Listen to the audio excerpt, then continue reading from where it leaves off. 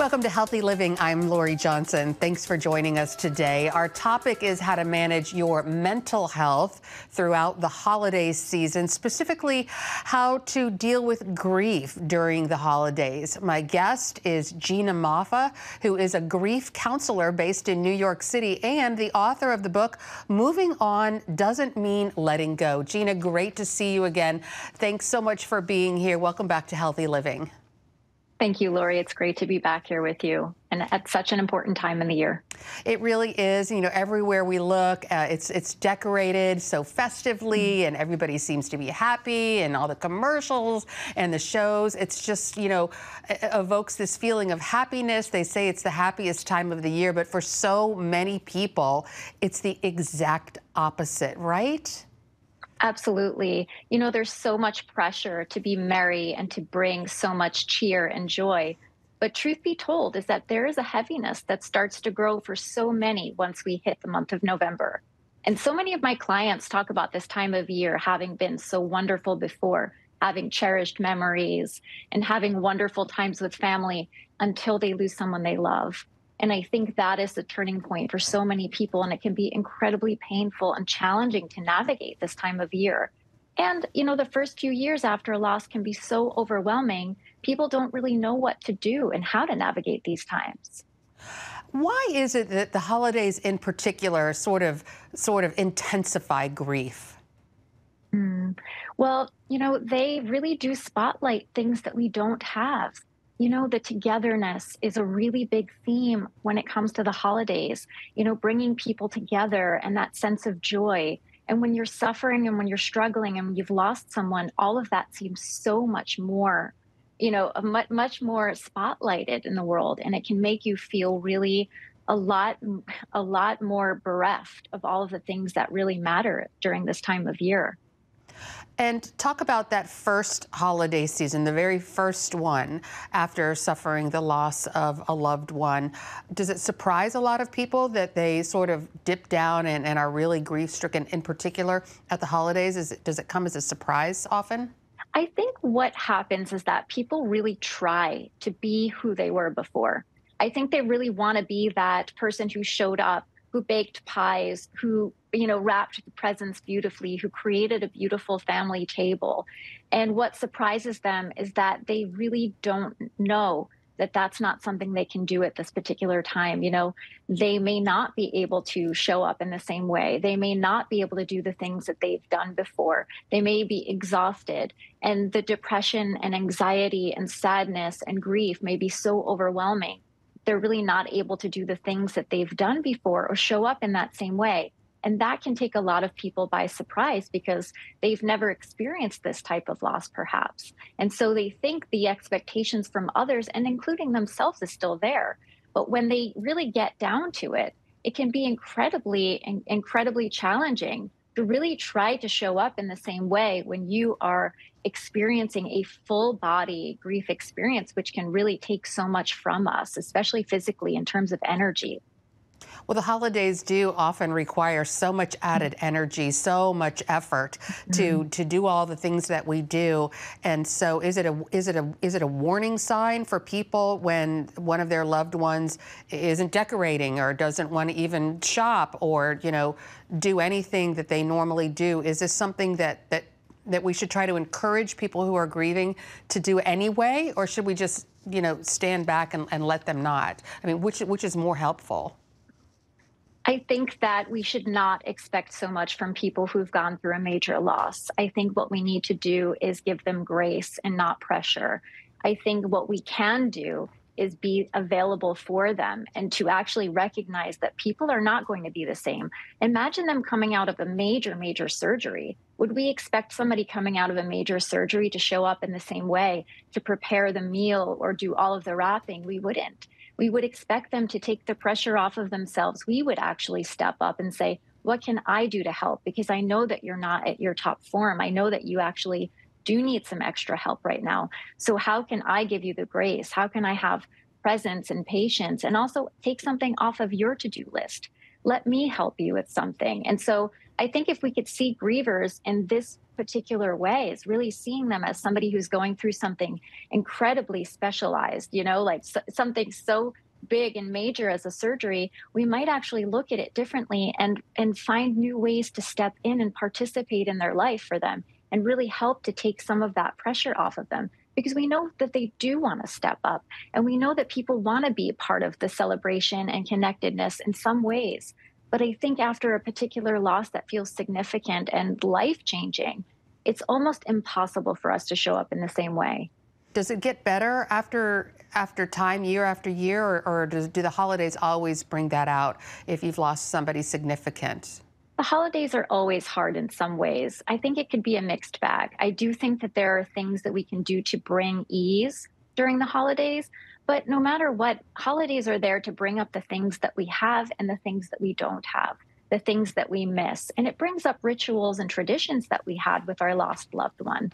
And those things are going to be highlighted as well. And so I think when it comes to time, it could bring some ease and it can take some of the intensity of that grief experience away. But I think it can also bring back up the sense that we have to move on and we have to move forward. And how do we then create new traditions and new rituals around the loss of our loved one? And that can be really, really painful year after year. But I think that it does actually get a little bit less intense as the years go on. But there's always going to be that bittersweetness, and we're always going to miss our loved one. We can't take that away. Time can never heal that.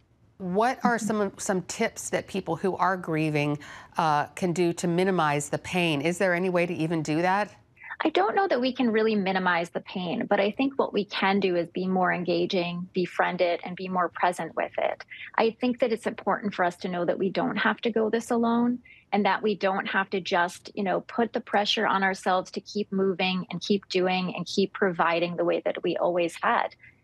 This is a time we will need for ourselves, and committing to other people during the holidays and creating obligations for ourselves is going to be a lot harder, and we may not be able to do the things that we can do before. So I do want this to be a time that people can allow themselves to befriend their grief. They will need to cry, right?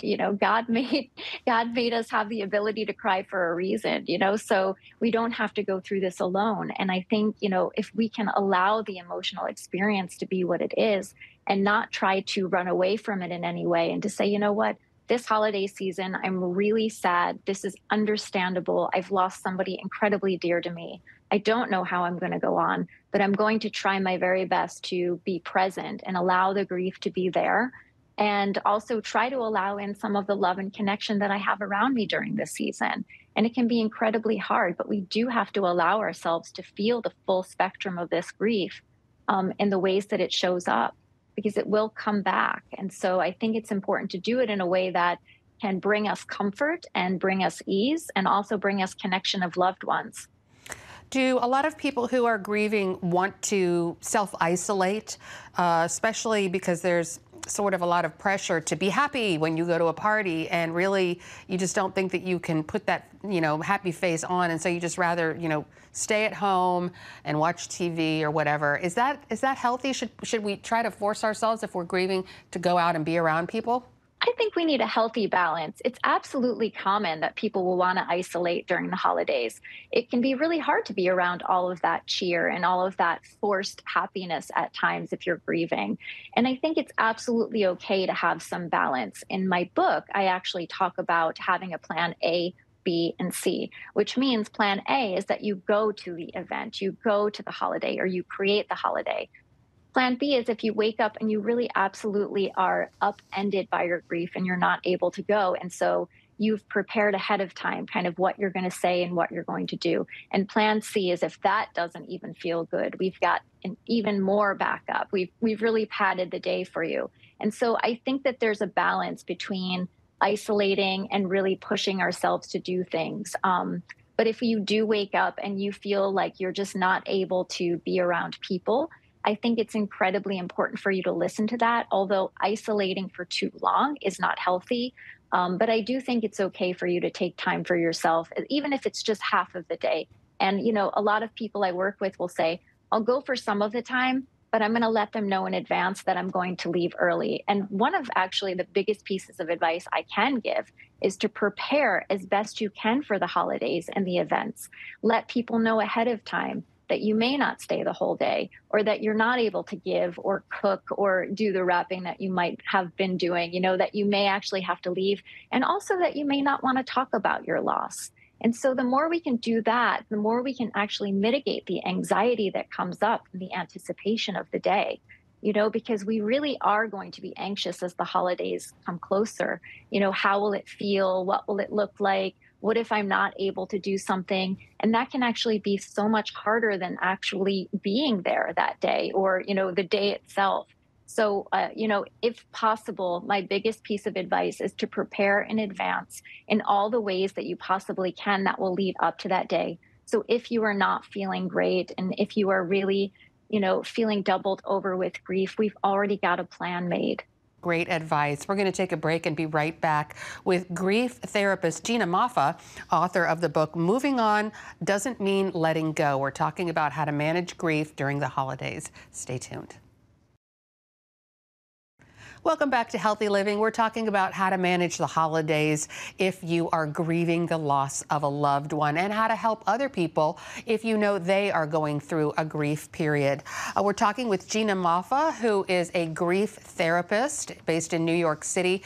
And Gina, the holidays are often the holidays because of our faith, yet do some people who are grieving really struggle with their faith at this time of year?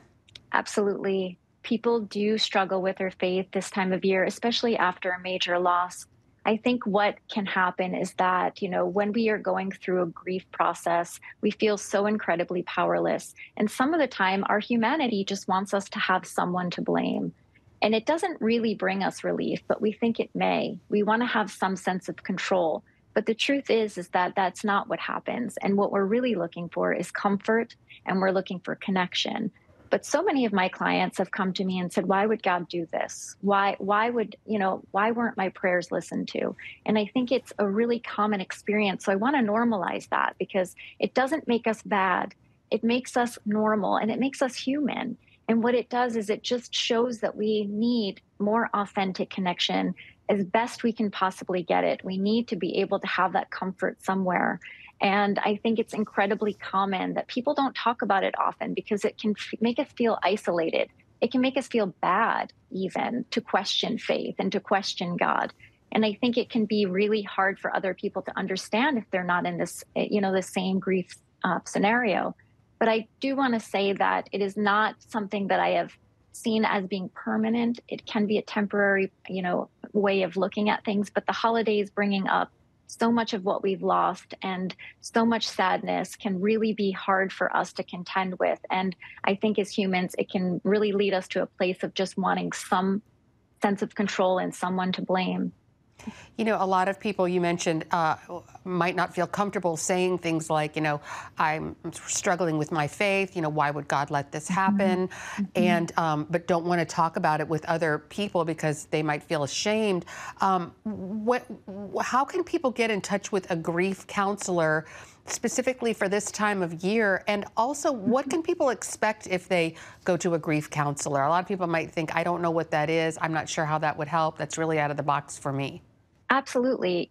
I would even just type into your search engine, grief support groups. I think it can be helpful even if you're struggling with faith related, anything that feels faith related, to speak with like-minded people. There's a lot of different types of grief work. It doesn't just have to be with a therapist such as myself.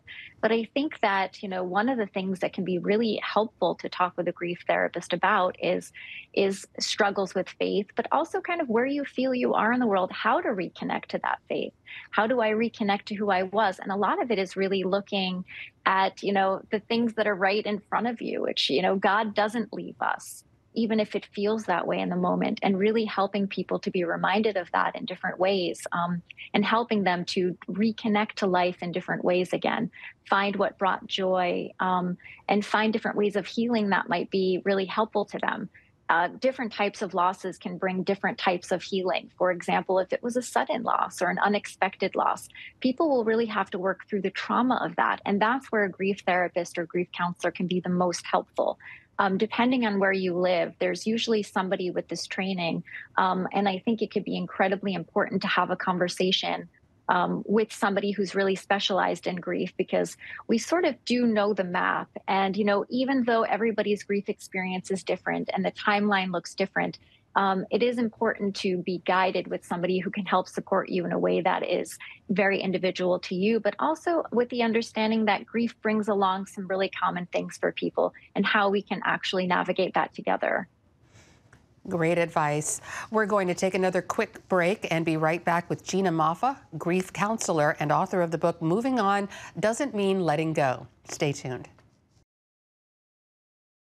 Welcome back to Healthy Living. We're talking about mental health today, specifically how to get through the holidays if you are grieving or if you know someone who's grieving, how to help them. And Gina, regarding that issue, if you know someone who has lost a loved one this year and they don't seem to be talking about it, is it appropriate to bring it up to them, or should you not say anything? How should you handle that? Absolutely. Grief can be such a tricky minefield for a lot of people. And I think it's understandable, because society doesn't teach us how to grieve, and it doesn't teach us how to be with grievers. But I think one of the misleading myths of grief is that if we don't talk about it with somebody, they may not be feeling it. So we don't want to remind them. But I want to say this. Somebody who's lost somebody significant to them is always thinking about their loss, and they're always thinking about that person. And so, yes, please do talk about it. Ask them how they're doing right now. Let them know that you've been thinking of them. Let them know that you care, and let them know that you would love to talk about their lost loved one, as long as they would like to. It's important for us to show up for other people in some capacity. It doesn't always have to be, let's talk about your loss, but it can be, what do you need done this week? What can I come over and help you with? Grievers are, seldom really understanding of what they need, because needs do change. But I do think that showing up as somebody who's supporting a griever, or, if you're a neighbor, or if you're in the same community, it's important that you be somebody that can show up, because grief is incredibly isolating. And we all know somebody who's, suffering a loss right now, but not talking about it doesn't take the loss away. You were talking about holiday traditions, and sometimes that can be so painful for people. Should people build new traditions? I think that people can build new traditions. I think starting a new tradition can be really nice, because it can focus on honoring the person we've lost. So there's lots of ideas that you can do. Something that I really like to do is to buy a new ornament for my mother, who's passed recently, and put it on a tree. And so, I have a little tree called an angel tree.